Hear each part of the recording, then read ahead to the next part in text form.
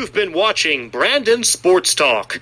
Please feel free to like, share, and subscribe to Brandon Sports Talk on social media and on YouTube.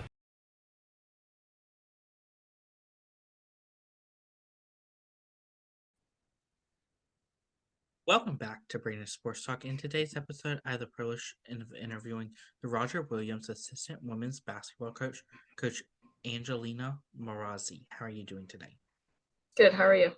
I'm doing good. Can you talk about how you knew that you wanted to get started in coaching in college women's basketball? Yeah. So I have loved basketball ever since I started playing when I was 15. And unfortunately, I wasn't good enough to go to the WNBA. But I had some like really great people in my life who were coaches, who were people on the sideline that made basketball even better for me because it was more about, putting the basketball through the hoop. So for me, when I started to like train individuals and make connections, even like overseas, I realized that, training someone and actually caring for them past a basketball player while getting them better at the sport they love is like I adore it. Like the kids I train, even the high school people and overseas, like we're similar in age, but we create this bond that I really am grateful for. And just for the love of the game, honestly, like when you're a player, you get those like exciting moments, and like when you're on the sideline and you're helping these girls or these boys or achieve these goals and win games and they get so excited, it's just like very heartwarming to also know that you're sitting in the offices with your other coaches trying to figure out a game plan where they're going to succeed.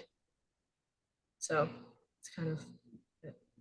What was that experience like going to college and playing collegiate basketball for Fitchburg State?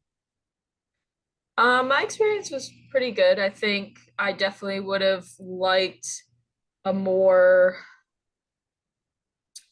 kind of like a tougher environment, like basketball wise, like more basketball all the time. So that was me, but it was not necessarily like the rest of my team. So like my world was crumbling if I lost the game. But for them it was like, oh, we lost. It's okay. We'll play another game. But to me, I was like, I can't lose. It burns my bones inside. Um, but it was pretty good. I wanted to be remembered as like a really great basketball player, but also a great person. So when I was there, I did human services. So I had some really great professors.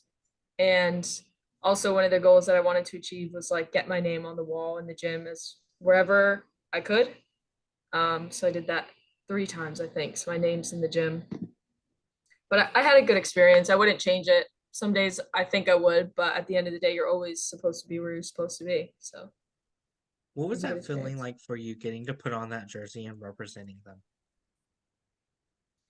I think being able to play a sport is one of the greatest and best things in life. Like a lot of people don't understand how privileged you are to be able to play any sport. So every time I played and with my teammates or anyone surrounding me and the people I train now and I coach, I always want them, even if it's for fun, I always want them to know like what is your reason why of putting that jersey on? Like why are you going out there and working so hard, and you put on that jersey and you're essentially displaying maybe all your failures. Like when you walk out there, it's I either make the shot or I miss, and it's like I either fail or I succeed.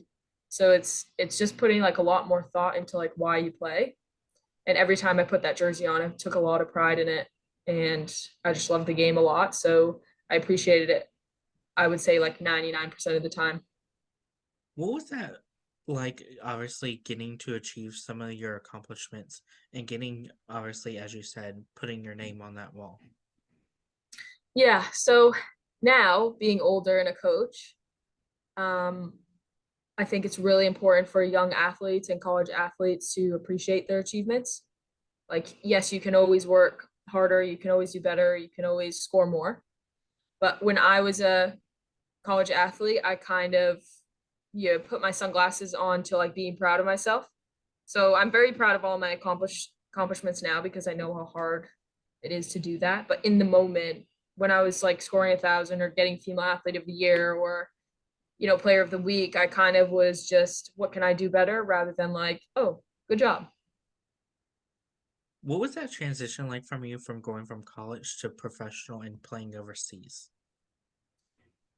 The transition was for the most part like really easy because I had some great teammates who were very, very good. So they made me really good. And I got to finally be a shooting guard. So I didn't really have to think as much. And my point guard, she was great. The guards around me were great, the posts. So the transition was pretty easy. It was definitely a more physical environment. They were much stronger, bigger. So that was the difference. But otherwise, it was a great transition. What was that experience like getting to go play overseas and playing in Europe? Honestly, the experience for me was like the best 2 years of my life. If I didn't want to be a coach, I probably would have moved to Europe and gotten a different job in some form of like the human service world and either continue to play or just live there. I met some of the best people. I got to experience a different culture. Um, I just like owe it to that place, being in the UK for 2 years, and I miss it every single day. What was that transition like for you from going from playing professionally to getting into college coaching? It's pretty hard. It's still hard to stay. It's really, really hard to, you know, not being laced up when they're lacing up, or just being in running shoes when they have basketball shoes on, or when they're making a mistake, I can't just go out there and play for them. Especially in games, if I focus on not my job. So if I'm thinking about other things, and especially during warm-ups a little bit, I kind of like get that sad moment where I'm like, oh, I wish I could be playing. A lot of times right now during practice, during workouts, during shoot around in games, I am really focused on the players and the job that needs to be done, that I don't really realize it in the moment. But like driving home or driving to work, I think about like how much do I miss being a player? And I always weigh out, should you go play again or should you keep coaching? But I think when you find a great group of coaches to work with and you coach great players and great kids, they make it worth it. I think I'm going to go through that transition for a very long time. So hopefully I can find a good women's league soon. Of course, what are some of the things that you took from your time as a professional athlete over to your coaching lifestyle? So I think from being able to play at the next level after college, I was able to understand a lot more like physicality stuff, and especially offensively, how to score, being able to create space so I can help guards out a lot and learn how to create space because I was very, very small when I went overseas. So on top of being in college when I was smaller and creating space, I had to like double that and learn it overseas. I also got to coach over there. So I think being in a different culture and coaching like, you know, being in a different country and coaching basketball in a different way has given me so many tools and experiences and those moments that I can now bring in when I coach.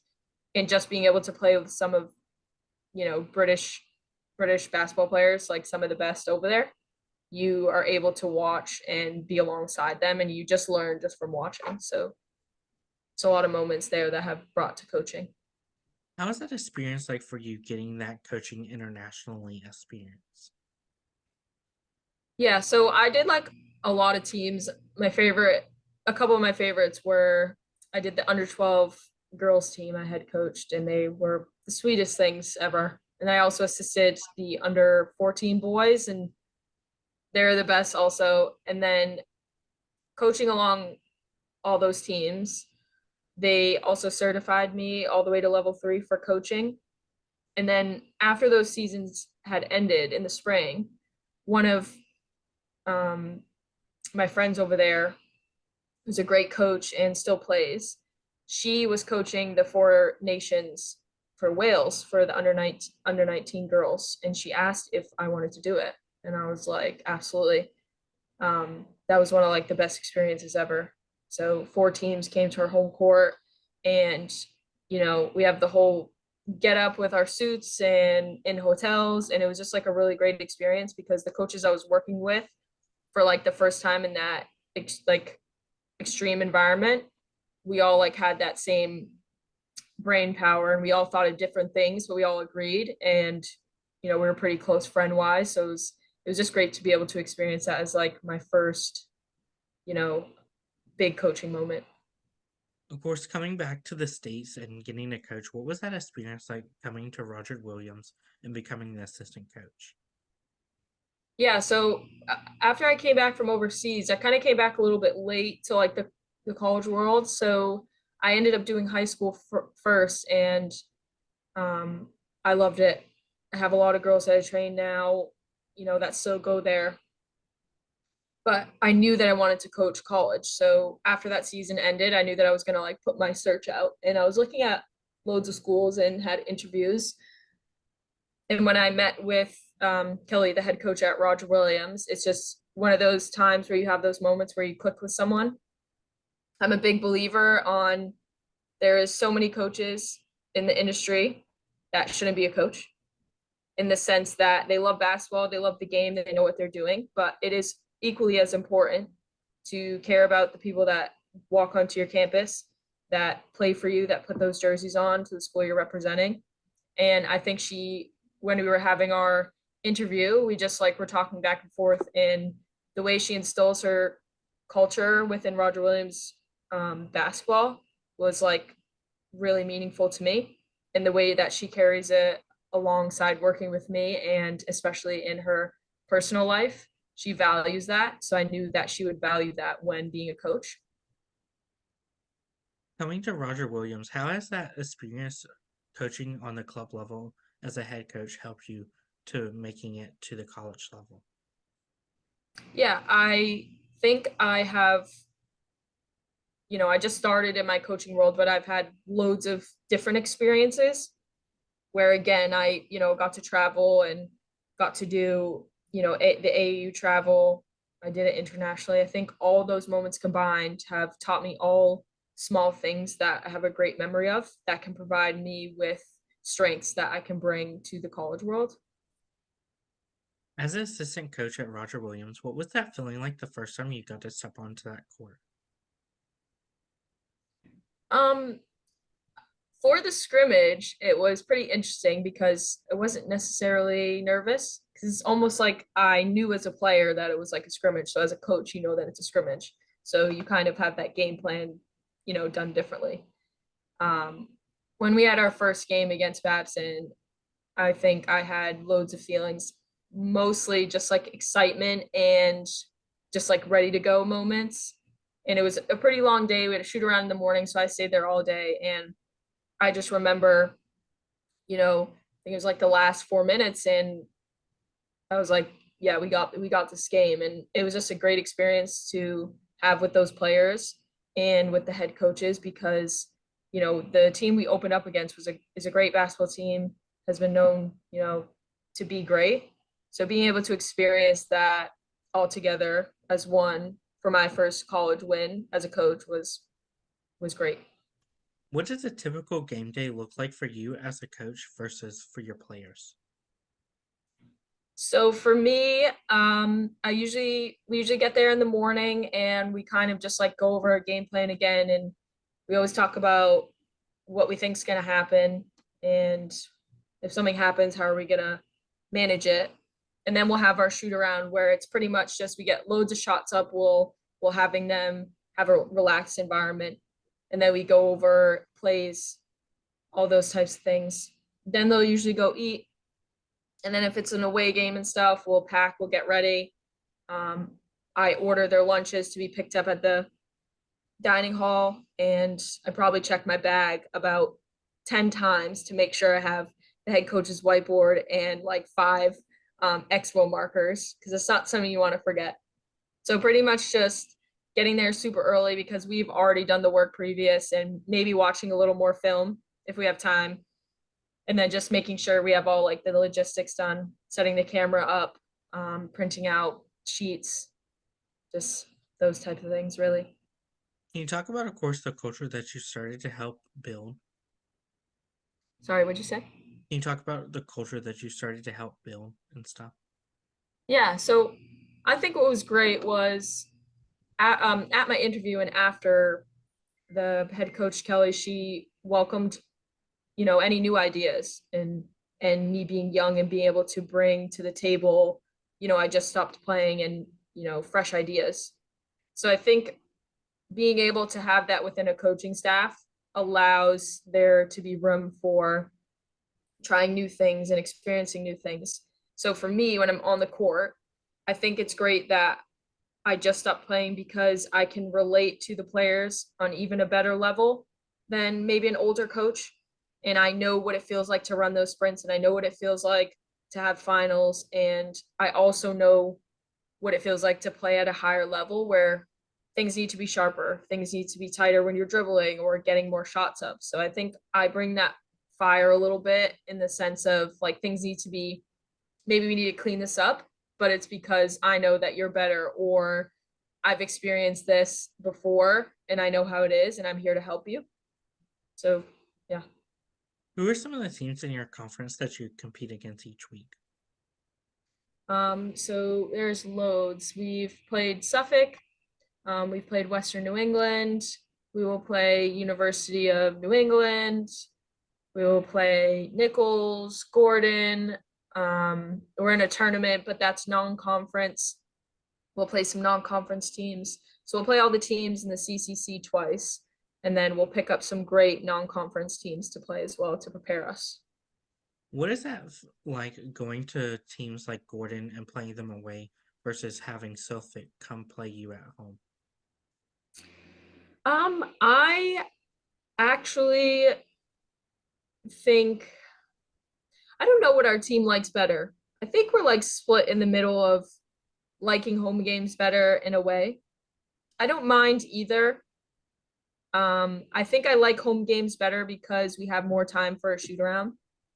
And I think it gives them more time to eat and be a little more relaxed and kind of have that chip on the shoulder, like this is our home, our court. Um, but yeah, I think our team is split down the middle of whether they like away games or home games better. What is that home game atmosphere like when teams come to your home facility? It's a great atmosphere actually. Like walking up when the team is warming up. I usually get it up there like with an hour before tip, and most times they're just like super focused and like ready to go. And it's nice to see because that's how I was as a player. There's a couple individuals that like get super, super focused, and it just like makes me happy because I was that player that just was like super locked in, like it's game day, I'm ready to go. What have been some of the things that you've been able to accomplish this far as a coach? Um, I think surprising myself a little bit.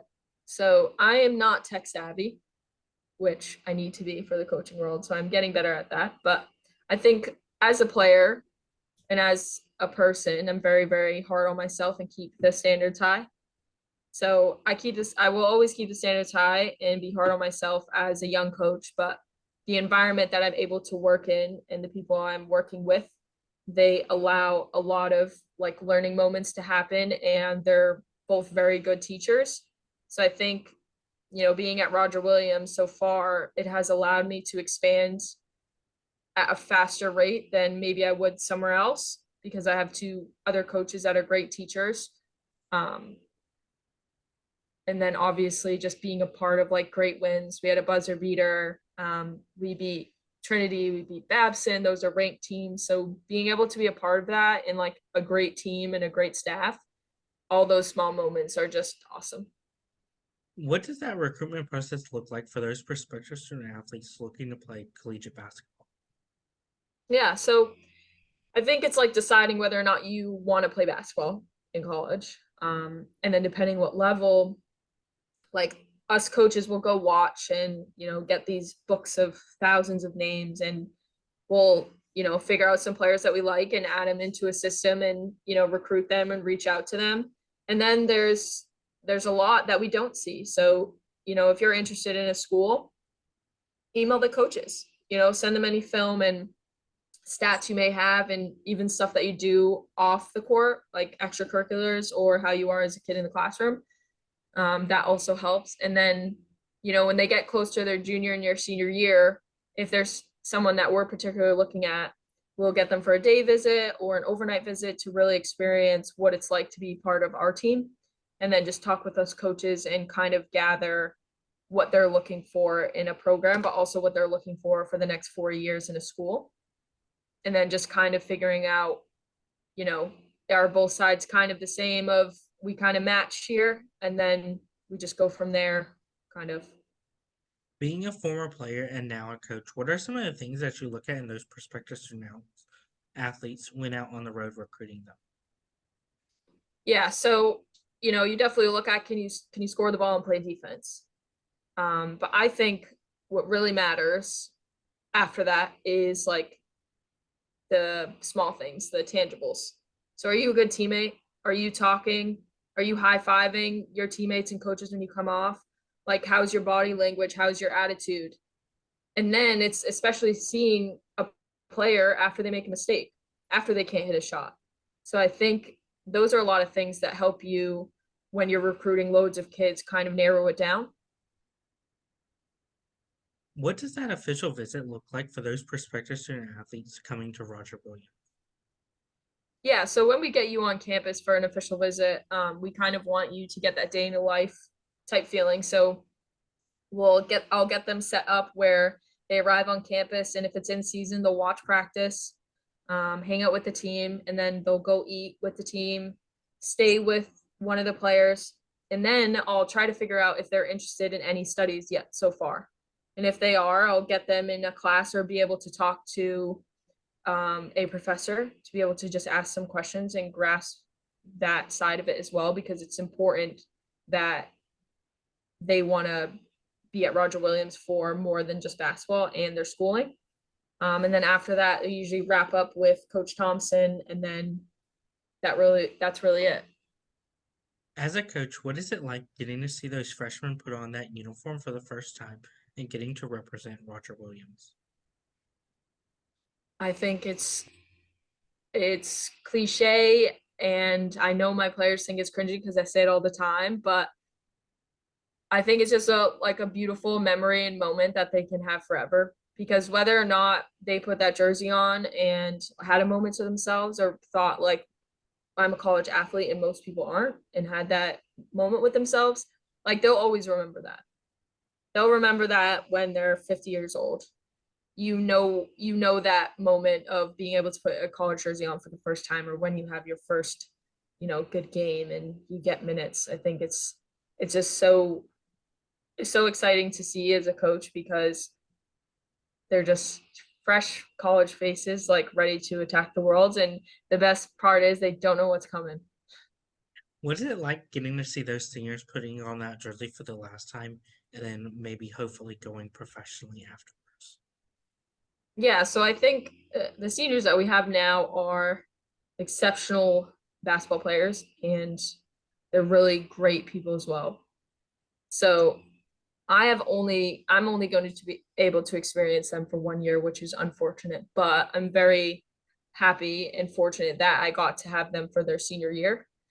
I didn't watch them develop, but I really get to see them in this new leadership role and carry that leadership role with pride, and to help their teams to like great wins. And even when we're, not doing the best, it's great to see them in those moments, like handling their team with calmness and doing the things that they need to do besides just putting the basketball in the hoop. So I'm excited to be able to at least experience another half of the season with those awesome seniors. As a former professional athlete and now a coach, what is it like getting to see those players go on and live out their dreams, whether it's going into the WNBA after college or going overseas like you have? Yeah, I think when I have players message me or friends that message me and ask me like what to do, or even just seeing friends that I grew up with that are playing overseas, especially one of my friends she played in loads of countries. I am just so proud of them because I know what it feels like to play overseas And I know what it feels like to kind of be in that bubble and, to think that you may feel like you've left people and you traveled to go play basketball, but to be able to love something that much and to be able to want to, grind it out and to be able to do that just shows a lot about someone's character. And to continue to play and trust the process when you get older is so admiring because I struggle with that a little bit. So I just think it's so admiring when people continue to play and they trust in the process and they trust in themselves because every year, every summer they come home, they just continue to believe in themselves that they'll get another contract and they do. So I think it's an admiring moment to see. What are some of your future plans for Roger Williams and moving forward in the program? Yeah, I think my future plans is to, be one of the best assistants that, I can be there to help the head coach and other coaches kind of be able to thrive in moments where maybe we need an extra help or to thrive in moments when we're already doing well and to bring a new perspective and to bring new fire into the program of like wanting to win and bringing in really great players but also great people to keep our culture the way it is and keep growing in a positive way. I think I'm just always looking to kind of progress in a positive way where these young athletes can see me as a young coach, and a young person on the sideline to show them that, you don't have to be older to accomplish something that you want to do. You can just keep working towards it. And just being able to have those relationships with them and be there for them is huge for me. What advice would you give those incoming freshmen entering their first year of college basketball? My advice would be to get in the gym and get extra shots up, put your studies first, but to also experience college. Hang out with your friends, do the fun things, go drive to Starbucks. Um, I think that's huge. Creating a friend group that will be there to support you when it's tough, when you're a student athlete, is, um, I think you need to have that when you're a student athlete. So just being able to still have fun when you're a student athlete is huge for me. What advice would you give those seniors out there that are looking to go play professional basketball, whether it's overseas or the WNBA? I think my advice would be just to believe in yourself, keep working hard, and do the work early, the logistics side. So if you really want to do that, go find an agent, go find a program where you can play, get started on the visa stuff. That takes a while. But the main thing is just to believe in yourself because that's going to get you the furthest. What advice would you give those players that are professional athletes that are looking to get into coaching after their playing career like you have? I think my advice would be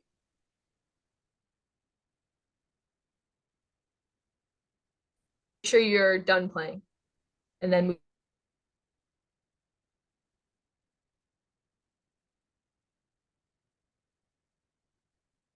move on. Just remember, it's you have to want to actually get better as a coach and love the game because it's not a typical job. It's long hours, it's long days.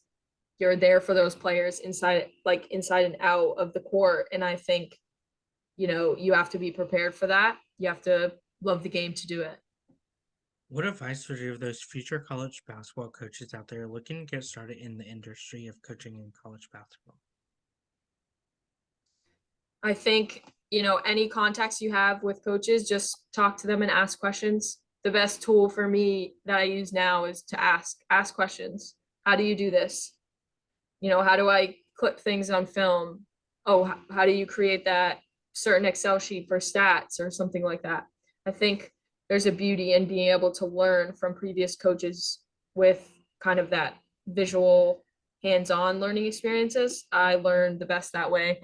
But when you're in an environment where you can ask all those questions and people are so willingly excited to help you because they want to see you grow, I think just take advantage of those moments. So anytime you come across a coach that's been coaching for a while, or even books or online, just take advantage of those moments and learn from them. That's great advice. Where can my listeners find you out on social media along with the Roger Williams women's basketball program at? Yeah, so for Roger Williams, we have a Twitter page and an Instagram. It's RWUWBB. We have some great stuff on there, some great videos.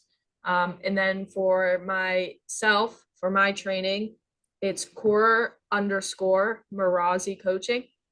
So it's core_ my last name coaching. And that's where I display all the individual and group training sessions that I do.